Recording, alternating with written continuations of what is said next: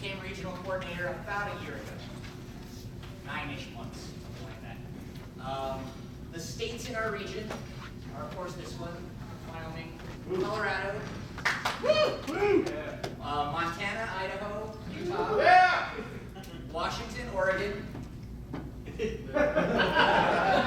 that? Come on. I know there's a couple. Guam. Yeah, Alaska, Hawaii, and Guam. We have a gigantic geographic region, and so they're trying to have like one on a developer that you. possibly. I'm not gonna do that. Do they actually have judges involved? Yes, there are 3 judges in Guam. There are 5 judges in Alaska. A dozen or so in Hawaii. But we have numbers. There are people. It is a U.S. territory. Yes, but how is it going? Because it's a U.S. territory, it has to belong to the U.S.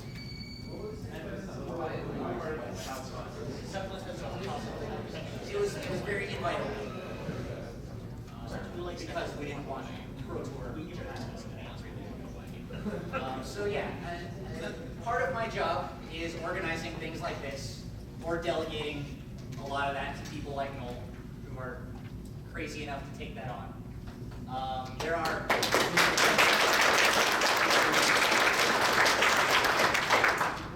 There are a lot of those kind of things I deal with. I also help with education opportunities outside of this, helping people find people. You know, if somebody wants to get to level 2, I help them find a level 3 to work with, or some other level 2s to work with. If a level 0 is having trouble finding somebody, I kind of come up with the sector coordinators. If TOs and judges are not getting along, TOs and players are having problems, if there are other conduct issues of any kind, those come to my inbox. I get a lot of emails. That's what I just said. If I sum it all up, I get a lot of email. And do my best to reply to it and help everybody out. That's kind of a good way to sum all of this up. If you want to really look at the nitty-gritty, it's all on the blogs site. You go to the blogs.magicjudges.org. There is an official section there. Go into the spheres and you'll see the regional coordinators. Go into that and it'll tell you all about Christiana, who is the RC of RCs. She kind of coordinates us and kind of helps us come up with new initiatives and nifty things to kind of do. Exemplar is a good example of something that's come out of that. Leadership conferences have come out of that. Some of you have attended those. Even conferences in general are stuff that has come out of this. But mostly I answer emails. Lots of emails. And then I come out here and talk to you guys with no clue about what to actually say beyond what I just said. So, what do you guys want to know? What do you want to know about my job? How do we take it? How do I get one of those name badges? That is the most asked question from GP Vegas. Everybody wants a name tag, and the answer is you become L2. Your name gets added to a spreadsheet automatically, and at some point those badges are printed by Wizards of the Coast. And then at some other point, those are shipped to me. At some other point. And then after they're shipped to me, I figure out ways to try and distribute them. So once I level 2, it's okay to harass you? No. Email. It's all email. Email is great. The answer to all of your questions about this is step 2 of this process has not happened. Name badges have been printed, they've not been sent to me. So I don't have any new ones yet. I don't have any of them. I don't know exactly. I just know that Andy has them. Yeah, there was a photo. There have been a couple of photos of like Andy sorting. He does this all the time. Yeah, so there are some that exist, and they're in the hands of WotC at the moment. Wizards of the Coast, if you're not familiar with that acronym. And sometime this year they'll get to me, I hope. When they do, I will bring them to GPs. I bring them to all the events that I go to. And if you're there, I'll hand them out. If I am somewhere close to where you live, I will hand them off to like a instance, I would give them to null. And then he might lose them. Hopefully not. Yeah, he may also wear them all. That's actually a good suggestion. I like that idea. The down sleeve seems great. This one's you. Hand them off. They'll go to the sector coordinators where possible, or I'll give them to you directly. For places that are out of the way, like Alaska, I would probably end up just mailing those up. I'll pay for shipping and have it. That's tempting. CJ Crooks just did that. I should, if I had the badges, I could have sent them. It's also a good idea. They're magnetic. Put it on the side of a boat. We'll send it up there. So that's the long-winded answer. Eventually, I will get the name tags. Until then, stop asking. I will certainly, if you're all in the Facebook group, the Northwest Facebook group, when I get the shipment, I will let you know that I've gotten that shipment. And then I get to sort through them probably by state, and then by event, and figure out a way to get them where they need to go. As for how to get my job, there are two ways. I guess there's really only one way. You either have to convince the existing RC to step down and turn the job over to you, or defeat them in one-on-one combat. It's fine, I don't fight, I just run away, which means I get to keep the shirt. Shirt is the power. That's really all I wanted from the job anyway, it's just the shirt. Yes, that's my legacy right here. Any other questions? What do you guys want to know? What are your goals between now and the next job? To get the name tags out so people stop asking. That's the biggest thing. I want to start focusing on judge quality. We've had this expansion mode, I guess we could call it, for the last few years, because tournaments are getting bigger and there's more of them, and we're just stretched really thin. We're finally starting to get a place where we have enough judges to cover the events, and so it's time to kind of play catch up and trainer a little bit and make sure that judges are the best they can be. Kind of going along with that, how do you see the new judge code of conduct affecting the judging in the region? I've had a few conduct issues come through my inbox. Not very many. Has it been a positive experience, a positive direction for the program? Overall, yes. Because there is, if you're not familiar with it, there's a form. The conduct committee has created a form where you can submit any kind of feedback, good or bad. Overwhelmingly, the emails that I get from this are positive. As an example, Chris Schaefer, who's not here, I just got 6 feedback emails from him, or about him, I should say. All of them were positive. Like, Chris is doing such a great job in Spokane. He's building the community. He's been a great leader. These kind of things. So people are recognizing. Like, they notice when you do a good job, and they're willing to tell people about it. So it's been very positive. Katie and Brooke, I've received some for them. I've received some about Noel, about Adina. Like these, people are taking notice when you do good things. So keep it up. Like that's, I mean, I can't always give you foils for it, but like, I get these emails and it is noticed. And when time comes around for things like Exemplar or other initiatives that I can do, I make notes and do what I can. Are there metrics to determine whether or not we're better than the other areas? No. We have our own shirt. I mean, we do. We have our own shirts, so do other regions. The only metrics that are really provided are judge numbers, which there's no way we can catch the Midwest. Yeah. Right? They're probably going to crack down some judges in the region this year. It's insane. But their region is also, other regions. going. So that's not a metric that I keep track of too much. I want to make sure that we have enough level ones to run events in stores. Kind of a very long-term goal is to have a level 1 judge in every store. I don't know how feasible that actually is, but it's worth trying. I want to get that going. I want to have a level 2 in every major city, at least. We're working on that. Like we just got Joe down in the Provo-Lehigh area in Utah. If you're familiar with that. You kind of got, like Utah has Ogden, Salt Lake, and then Provo-Lehigh. And Joe is now in that section. So we're getting there. I want to have a level 2 in all the major areas. So those are the metrics I want to pay attention to. I want to make sure that we have enough coverage, get people doing what they want. Make sure there's enough to go around so we don't burn out. PPTQs are becoming a threat. Right?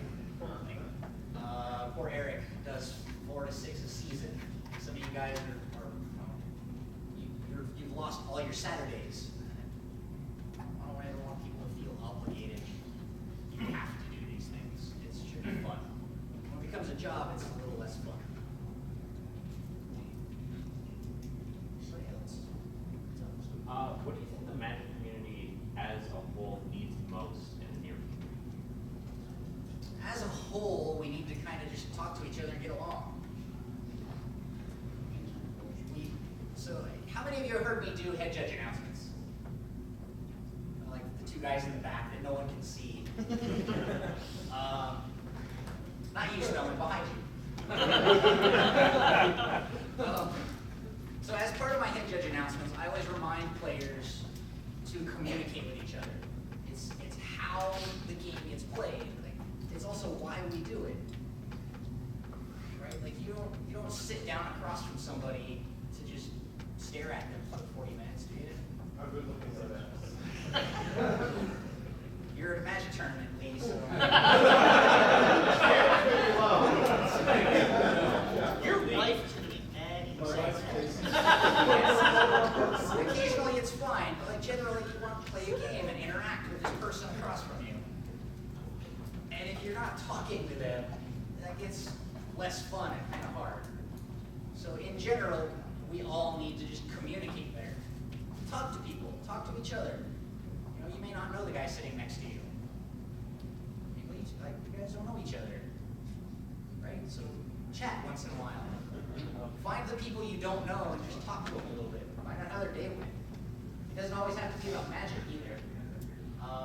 One of the things I do when team leading is I try and find out what somebody's goals are for the weekend, and then just find out about their life. So if you just take an interest in somebody, what do you do? Where do you live? How long have you been there? Where are you going to school? You know, how's school going? How's the family? These kind of things, they help us build connections in the community. Eric this morning brought up a great point that we start judging for a lot of different reasons, but we continue judging for the people. Right? That's why I still go to Grand Prix. That's why I go to Pro Tours and things like this. Like, I want to come and talk to people. I want to see my friends and hang out a little bit. If we do some Magic stuff in between, that's fine too. To answer your question. Yeah, awesome. What else we got? I was just going to say, if people knew about the example program, you could go from that, because I didn't know. I know it was announced, but I Sure. didn't know about it. Sure, it doesn't, and it's hard to focus on it when it doesn't apply to you, right? Like, so the exemplar program is a way of distributing foils for recognition, basically. Like, hey Cody, you did an awesome job at that PTQ the other day. You know, you really handled that angry player and got him settled down. I was impressed by that. So you kind of write something like that in there, and it goes in as one of his several recognitions, I imagine. And at the end of this, these are, they're verified to make sure that it's not, you know, silliness. Like, hey Noel, way to put on your shoes this morning. We don't want those kind of things. But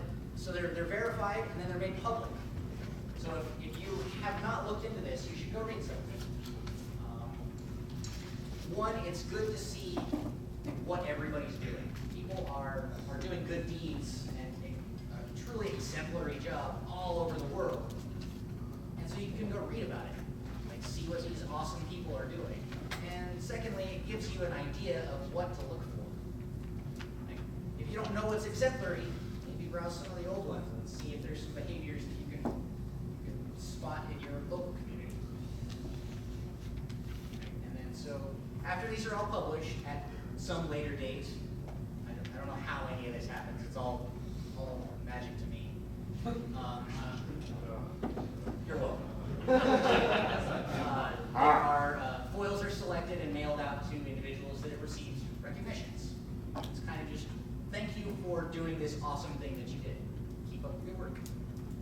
So any level 2 or higher can enter exemplary notices.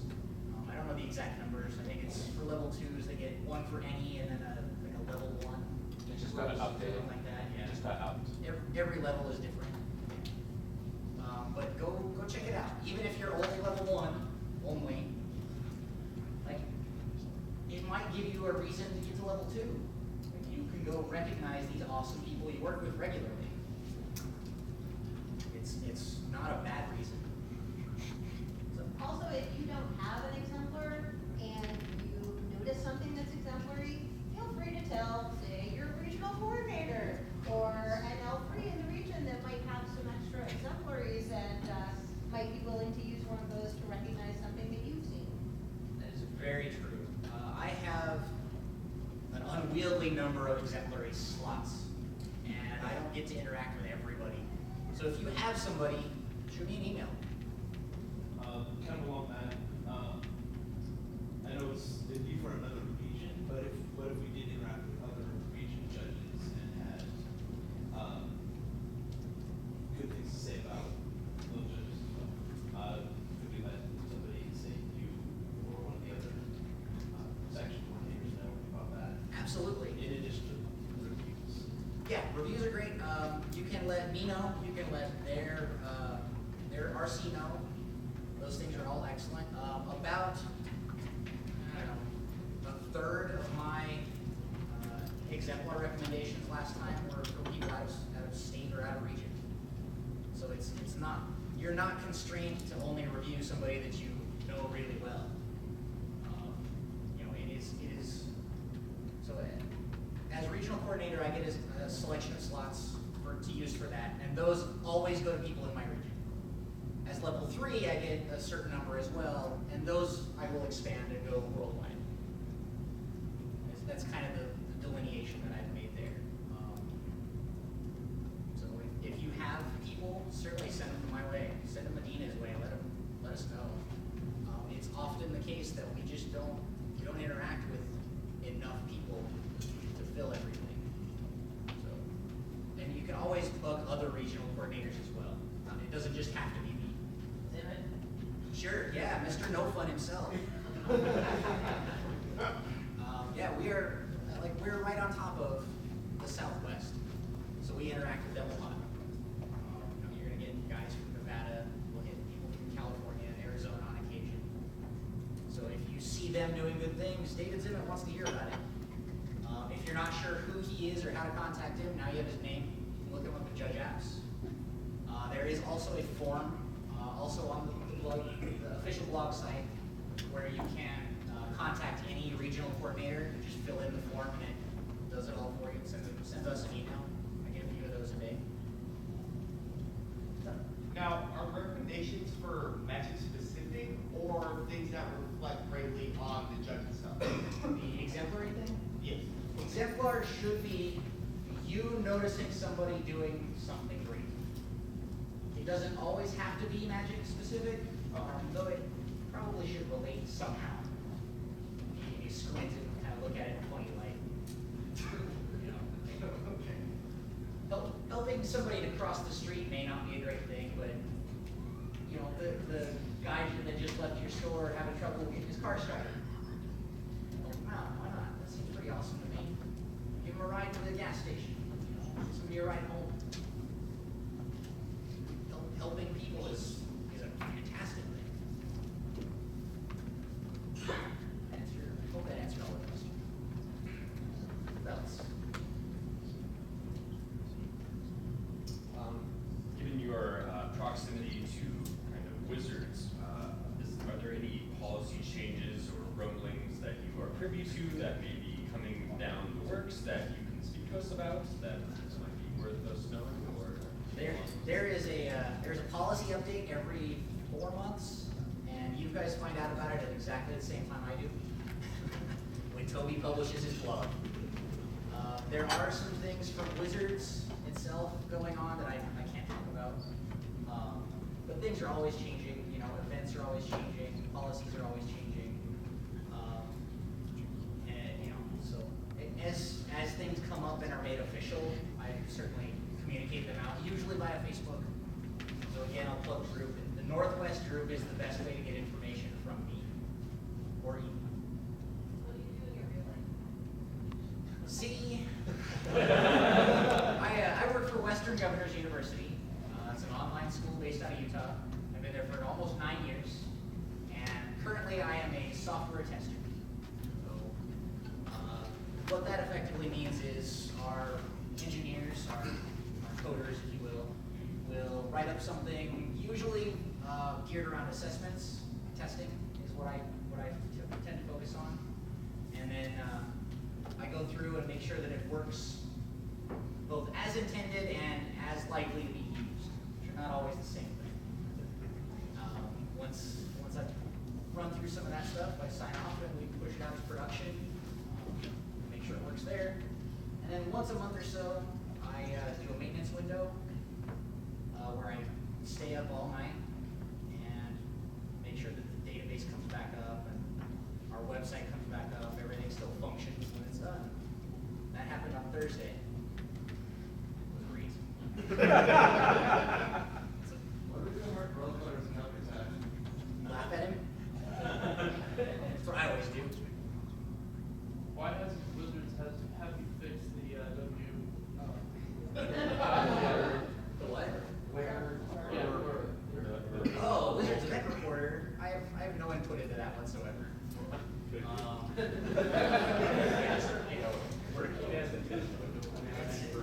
It's software that they are continually working on. Really? How well they're working on that is up for debate. It is under construction constantly. It gets a lot of use. It gets a lot of feedback.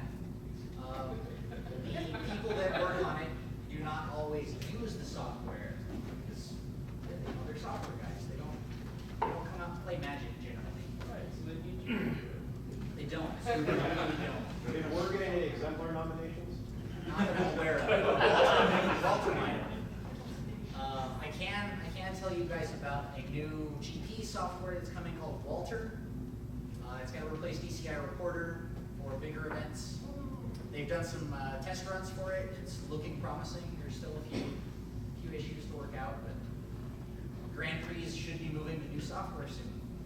I don't know exactly how soon. And for that, they do have qualified people on it. Like Greg Stevens is one of the testers. Nick Fong. For those of you that don't recognize those names, they are world-class scorekeepers. Meg, for instance, will be at Pro Tour Vancouver, scorekeeping the Pro Tour. She was just in Grand Prix Charlotte, scorekeeping one of the splits there. Nick Fong has score kept more events than I've been to, I think. So they are working diligently on getting these things fixed. Hopefully that answers most of your questions that I could answer. Who else wants to know something? Wow. How many hours a week do you spend on your RC duties? Far too many. Luckily, my job lets me be on a computer all day long, so that the jobs blend together. I've never actually thought about it in terms of hours, but it's probably 30-ish hours a week. And most of that is emails. Just answer emails, deal with various issues that come up. I guess on top of that, the verification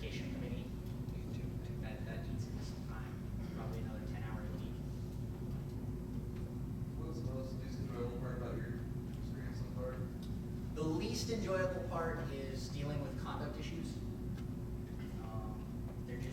They're not very fun.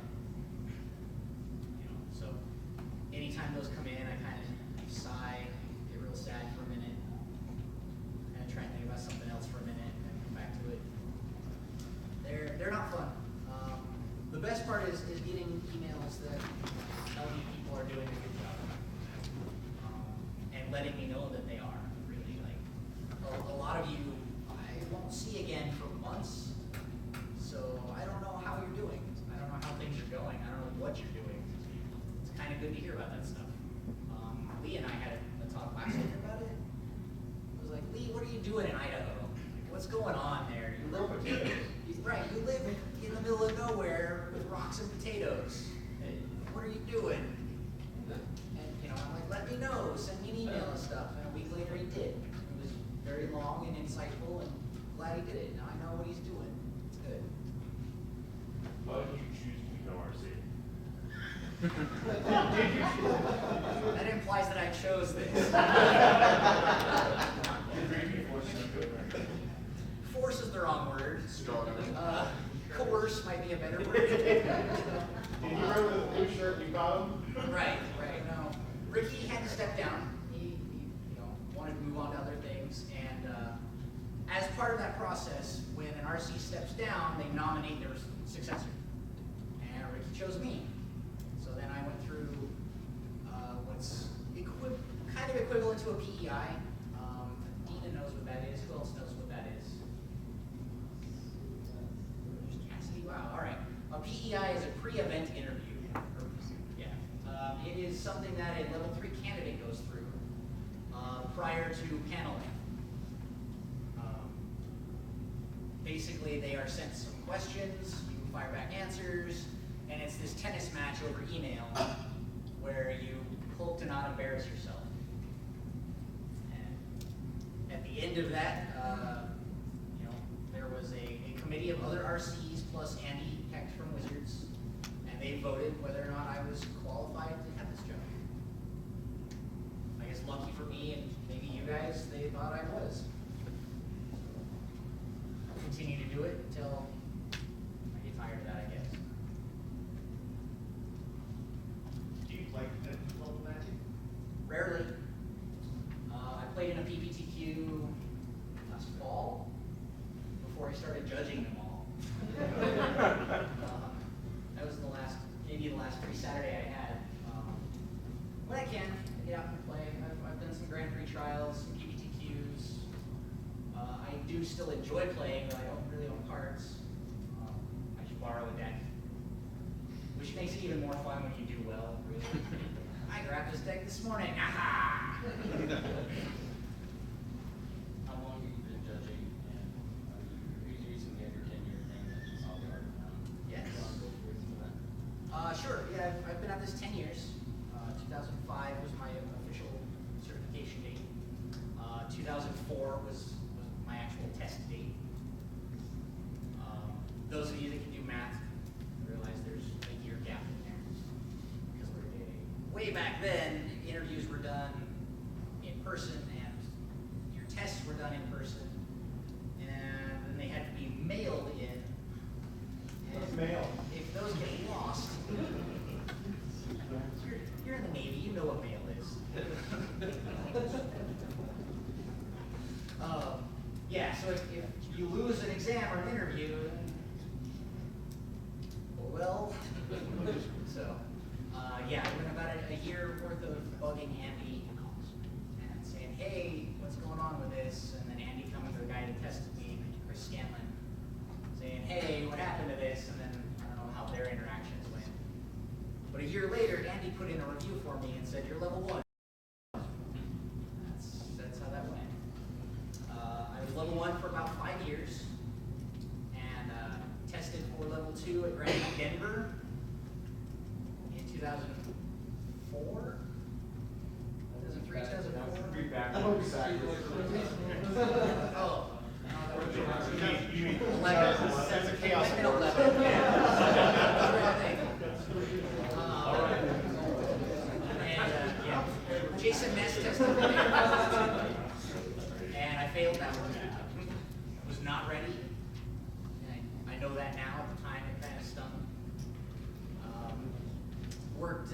worked a few more GPs, worked about another year or so, and then tested again with John Oliver at GP Seattle / Tacoma. And I passed there, though we had to split the interview in half because the venue kicked us out. That was a lot of fun. So the GP top 8, or the PTQ rather, they did the PTQs on Sunday back then. The PTQ top 8 and my interview got kicked out of the venue and we had to go across the street to the hotel in the lobby. Finished out my interview there. That was loads of fun. Why'd you guys get kicked out? It turns out that you can't stay in a room past midnight without paying more for it. So, go figure. Yeah, that happened. Is there a certain quantity of GPs that get scheduled for the Northwest? How do they rotate between like Seattle, Utah, Denver? And the other question is, same thing with our PTQs. How do those get determined on which region? I think that there's an uncard that has R&D on it with a dartboard. I'm pretty sure that's accurate for a lot of things. The real answer is no, I don't know. It's an internal Watson thing. So they tell the regional everything. Yes, they tell the Wizards comes up with a list of where they want them. They then contact the PTOs, the premier tournament organizers, and say, we want to hold an event in this city, we'd like you to run it. Find us a venue. And sometimes they do, sometimes they don't. Things have to move, but generally that's kind of how it works. Eventually that list is publicized. It's typically 6 months to a year after PTOs actually know about it. Because finding a venue can be really hard. For those of you that are interested, booking a GP venue happens roughly a year in advance. Okay, that's how hard it is to get a venue that size and to organize these giant undertakings. And now that they're getting even bigger, it's getting harder. I'm sure, like in Denver, you realized GP Denver in January this year, right? It was way bigger than that one room that's always held Grand Prix Denver. And so we might have to look at our other options for next time, or we may not. Does Montana run the strong arm PTO into doing that? Not that I've ever heard of. Typically, PTOs are very excited to get Grand Prix assigned to them. I mean, for human definition, like they sell the product for those tournaments at like some wholesale, so they incentivize it really, really strong. Yeah. I wouldn't speculate on the business side of that at all, but I've never heard of a PTO turning one down, other than for pure logistic reasons. Like there are no venues, it's just not, that kind of thing. Like the reason Grand Prix Seattle is in Tacoma is because the venues are a reasonable price versus being in Seattle where they're not. So if Wizards said you have to have it in Seattle, that might cause an issue. But typically it's not going to be a problem. It's November. Yeah. Do you foresee a similar system happening with GPs that we saw recently with PTQs, having players qualify for this part of the PTQ? So kind of like the GP trials, like a GP trial would be required. No. No, I don't. This is all speculation. I don't have any inside information there, but I don't think that will ever happen. Having Grand Prix as open for everybody events is good for everyone.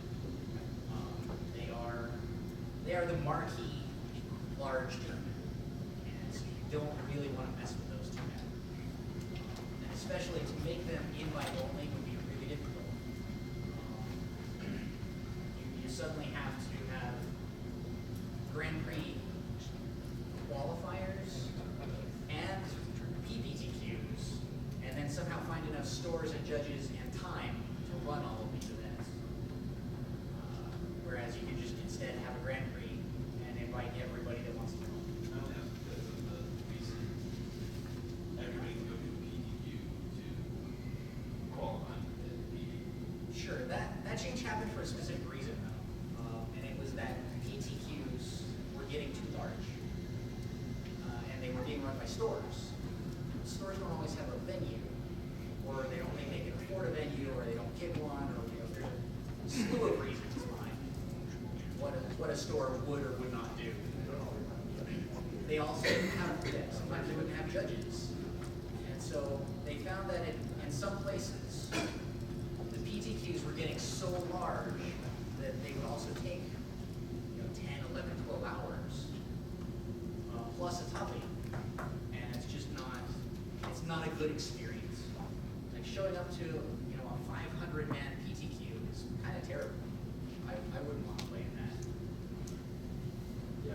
Especially if it's held in a store that's likely to get hot, smelly, and just it's not fun.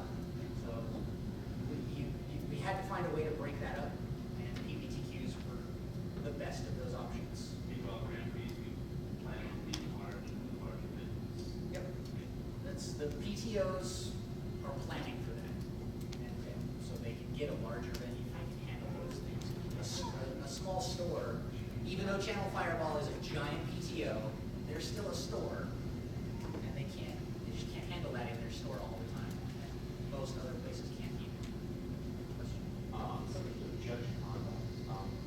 One thing I run into a lot, like judging locally and knowing the local player base, is when I'm playing as a regular player, when I'm training as a regular player, I don't know specifically how to explain the players the stress to them that I'm not being a judge right now. I don't want to exert undue influence.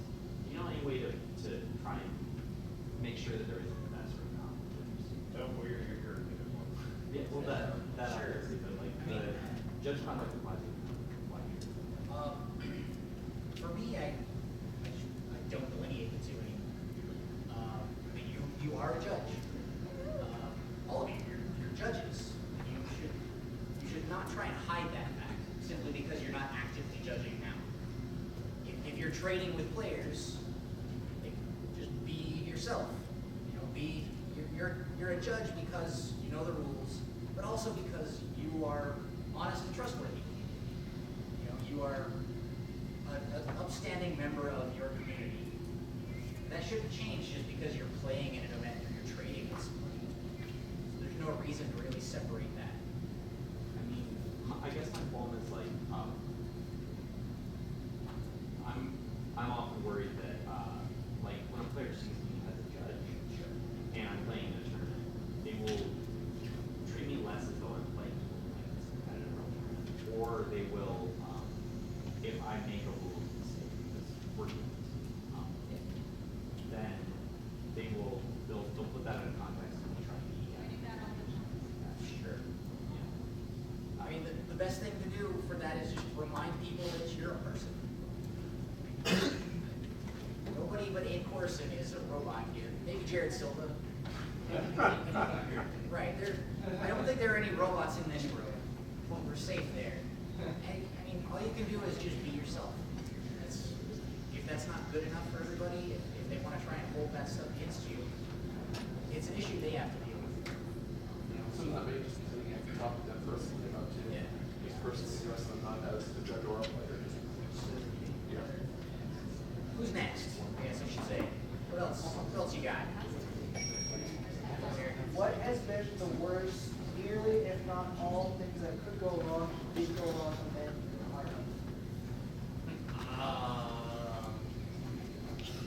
Grand Prix Anaheim, I think was the worst event for me.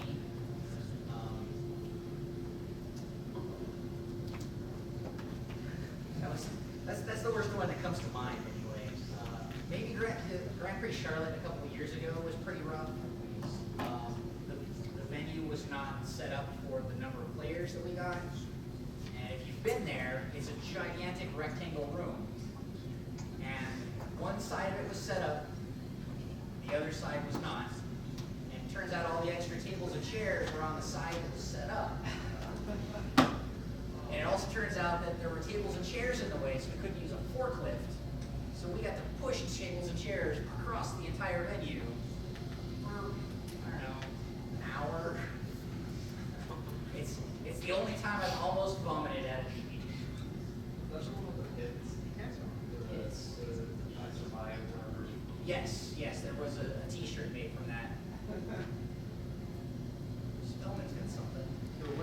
your opinion on time management and the Price is Right game? I'm waiting for Noel to just. I've been doing this for 5 minutes. I just like to talk. What I'm here to do, isn't it? Come on. There's still questions. Go ahead, finish the people who had their hand. All right. I got 2 more. What's up? It's fine. Fair enough. How does a person go about setting their scorekeep by tremendous?